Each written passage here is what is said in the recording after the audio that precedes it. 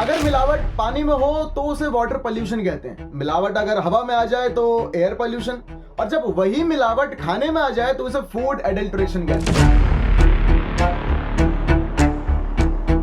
अगर मैं कहूं कि आपने जो दूध आज पिया है उसमें प्रोटीन से ज्यादा पानी था, और वो सिंथेटिक दूध ऐसे हार्मफुल केमिकल से बनाया गया था जिससे आपका लिवर धीरे धीरे डैमेज हो रहा है। और हाँ, अगर मैं कहूं कि आप जिस डाई से अपने बालों को कलर करते हो वो आप खाते भी हो तो बात बहुत बेतुकी सी लगेगी। लेकिन हाँ, कई ऐसे केसेस सामने आए हैं कि जिस प्रोटीन के लिए और मिनरल्स के लिए हम भुने हुए चने खाते हैं, उनको कलर प्रोवाइड करने के लिए इन्हीं हार्मफुल कार्सिनोजेनिक डाइज का यूज किया जाता है जो धीरे धीरे कैंसर कॉज करते हैं।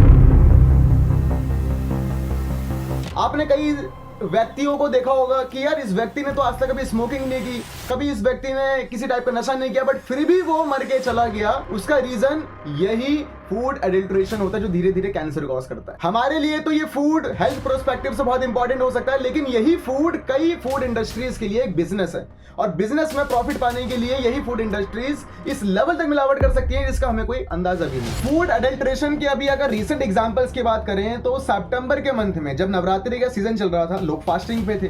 फास्टिंग के बाद जब लोगों ने अपना व्रत खोलने के लिए कूटू के आटे के फूड प्रोडक्ट्स खाए, तो वो प्रोडक्ट खाने के बाद 200 प्लस लोगों को दिल्ली के BJRM हॉस्पिटल में एडमिट करना पड़ा।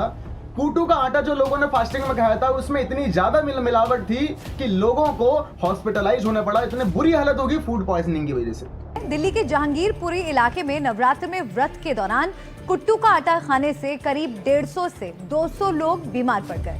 टाइम्स ऑफ इंडिया के एक आर्टिकल के अकॉर्डिंग 10 नवंबर से SMC सूरत म्युनिसिपल कॉर्पोरेशन ने एक हेल्थ इंस्पेक्शन ड्राइव चलाई, जिस ड्राइव में सूरत के अलग अलग डेयरीज से 28 सैंपल्स लिए गए। वो सैंपल्स पनीर के थे और घी के थे। उन सैंपल्स की जब रिपोर्ट सामने आई तो वो इतनी ज्यादा शॉकिंग थी कि ऑन द स्पॉट 797 लगभग 800 केजी पनीर और घी को सीज करना पड़ा। मिलावट इतने ज्यादा लेवल की थी कि 54 KG paneer on the spot destroy करना पड़ा। और ये केसेस तो आए दिन इंडिया में आते रहते हैं, और ये केसेस वो हैं जो अथॉरिटीज के डंडे में आ जाती हैं। ना जाने कई ऐसे लाखों लोकल फूड वेंडर्स हैं, स्ट्रीट वेंडर्स हैं, लोकल ब्रांड्स हैं जो इस लेवल पे अभी भी मिलावट कर रहे हैं, और लॉन्ग टर्म में ये लोगों को कैंसर जैसी खतरनाक बीमारियां देते आ रहे हैं। जैसे आप प्रोटीन समझकर खाते हैं, बच्चे को देते हैं, वो असल में जहर है।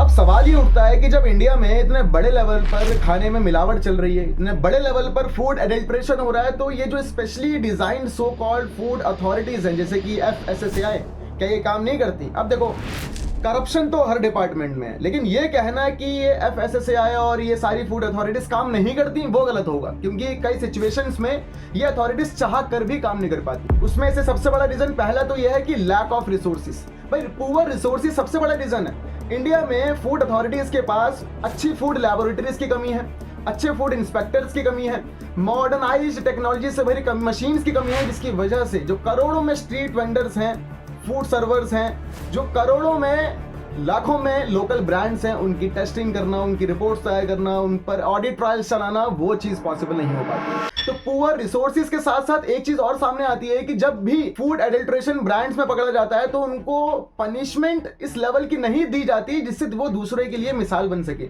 कि हाँ भाई, जब अगर हम खाने में मिलावट करेंगे तो हमें ये पनिशमेंट मिलेगी। डर किसी में नहीं है, ज्यादा से ज्यादा क्या होगा भाई, माल ही तो खत्म हो जाएगा लाखों का, दोबारा बना लेंगे।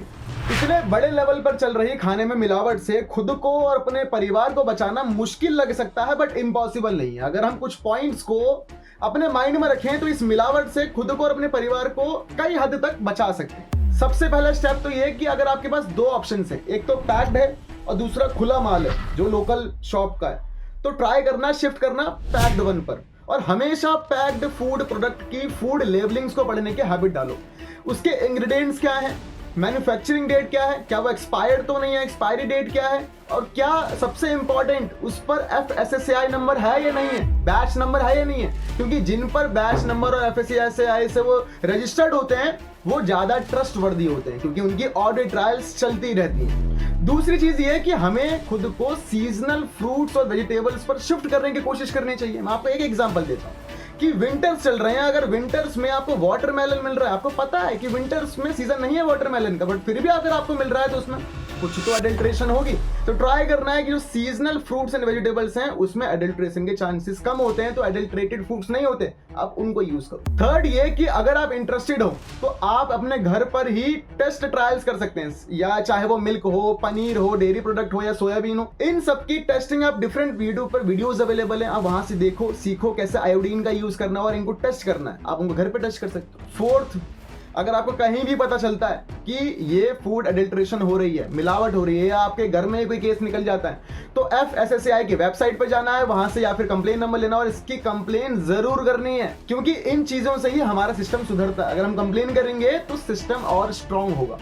देखो, हमारे देश में फूड एडल्ट्रेशन, मिलावट बहुत बड़े लेवल पे चल रही है, और किसी भी देश के सिस्टम में एक बहुत बड़ी खामी को दूर करने वाला या दूर करने वाली उसकी पब्लिक, उसके सिटीजन्स होते हैं। अगर हम लोग अवेयर होंगे कि भाई हमें खाने में मिलावट से बचना है, हमें फूड एडल्ट्रेशन से बचना है, तो ये सिस्टम अपने आप सुधरेगा। तो ये पूरा था फूड एडल्ट्रेशन के बारे में। नए वीडियो में किसी एक नए इंटरेस्टिंग टॉपिक के साथ मिलेंगे, जब तक के लिए थैंक यू सो मच।